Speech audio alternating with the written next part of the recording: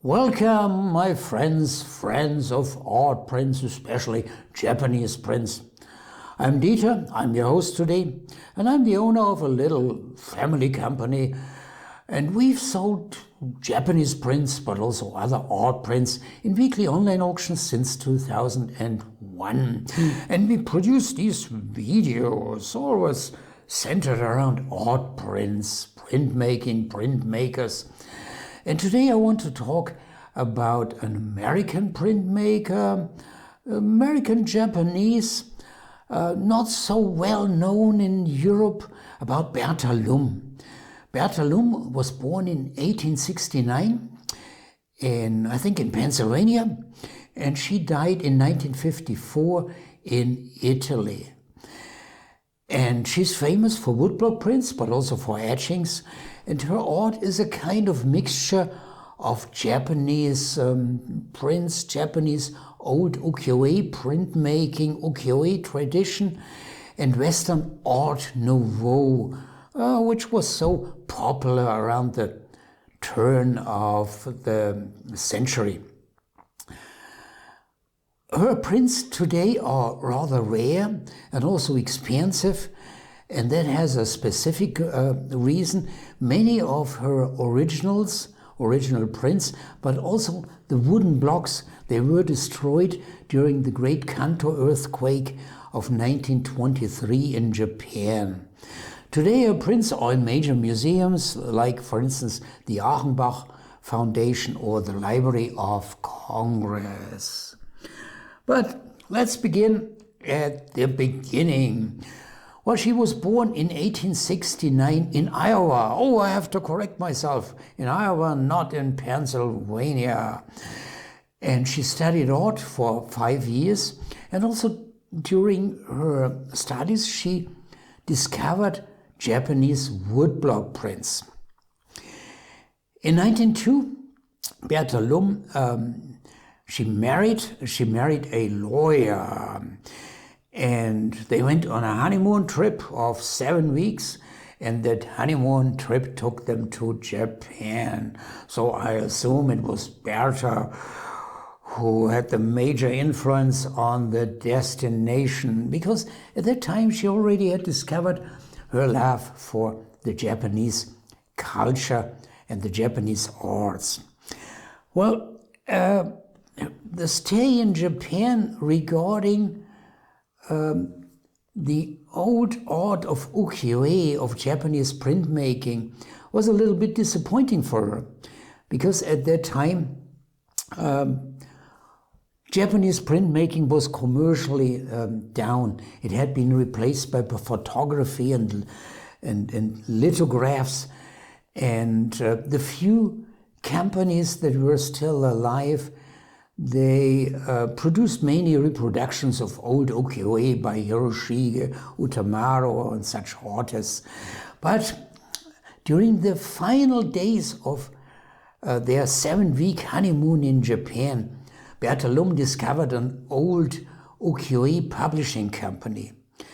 And from this company, she could buy tools necessary to produce woodblock prints the old Japanese way. And she came back to the US, and she began to make her first woodblock prints in her own studio in the US. However, she soon recognized that it was not so easy, and therefore 5 years later, in 1907, she returned to Japan. She wanted to learn woodblock printmaking the Japanese way. And she was recommended by a professor at, I think, a Tokyo University, to a master carver with the name of Igami Bonkotsu. And she made a kind of an apprenticeship for 8 weeks at his workshop. And this was not just by watching. No, she laid hands on. She wanted to do it herself. And quite unusual at that time.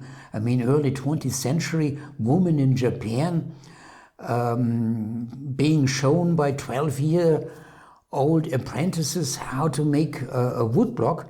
But after 8 weeks, Igami Bonkotsu, the master carver, recognized her talent and recommended her to a printer, because that was the second artisan skill that you needed to produce, to create a Japanese type woodblock print. And that was Nishimura Kamakishi.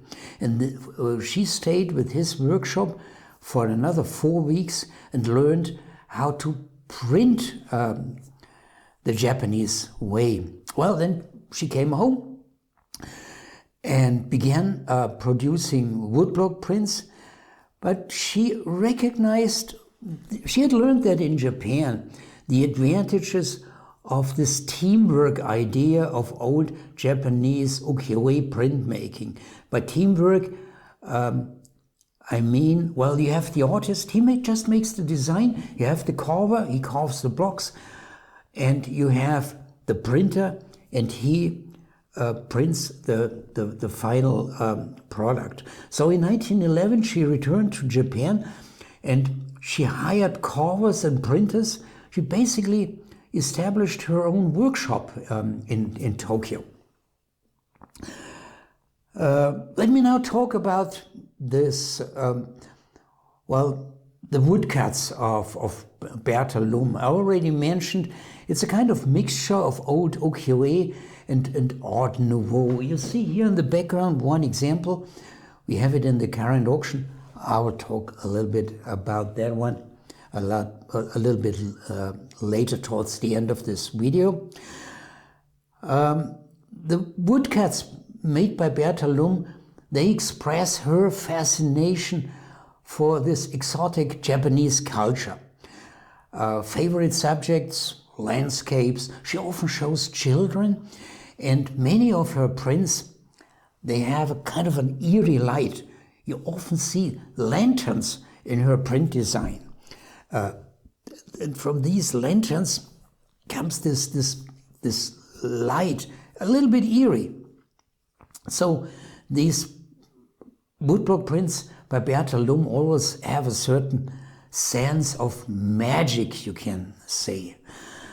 Bertha Lum, she was quite successful with her woodblock prints and also her etchings, by the way, both in the United States and in Japan and in Asia.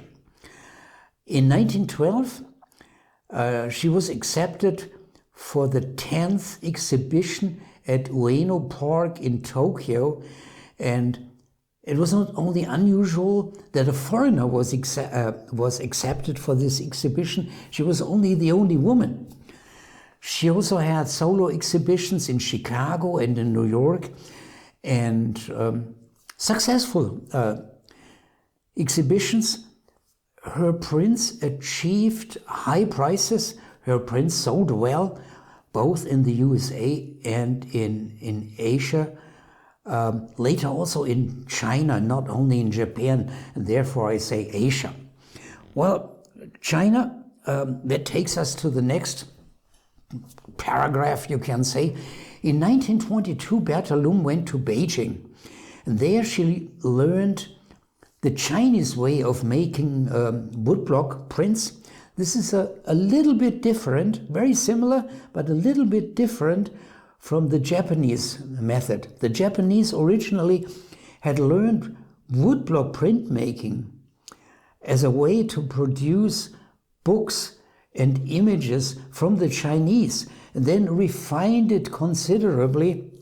So these techniques in China were a little bit different. Between 1924 and 1927, she was back in California, but returned again to China and remained there until 1954. She somehow got into these unrests of the Chinese Revolution, but that's another story now. So with some interruptions, she remained in China until 1954. And important for collectors and friends of art prints. The last print dated from her is from 1937. That's the last dated print that is known from her. Apparently she was slowly losing her eyesight. The biography of Bertha Lum is not perfectly documented, so this could be wrong, but this is what I read in some sources. Bertha Lum spent her last years in Italy, where her daughter lived. Her daughter had married an Italian, and she died there in 1954.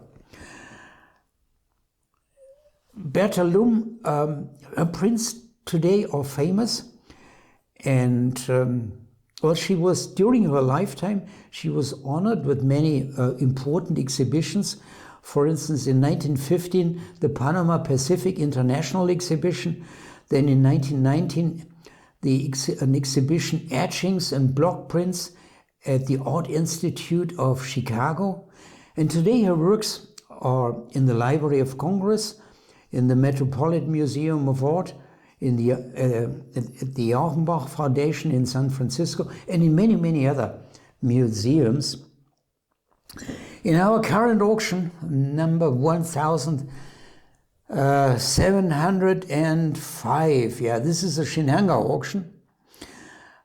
We have this rather rare print by Bertha Lum in this auction. Today is Saturday, November 6, 2021, and this auction will end tomorrow at 8 p.m. Central European Time, November 7, and there you can bid for this print, buy this print. Take a look at the auction catalog. Prints by Bertha Lum are very, very rare. Okay, well, enough for today. Thanks for your patience. Thanks for watching this video, and I would be pleased to see you for our next one. Goodbye. Have a good week.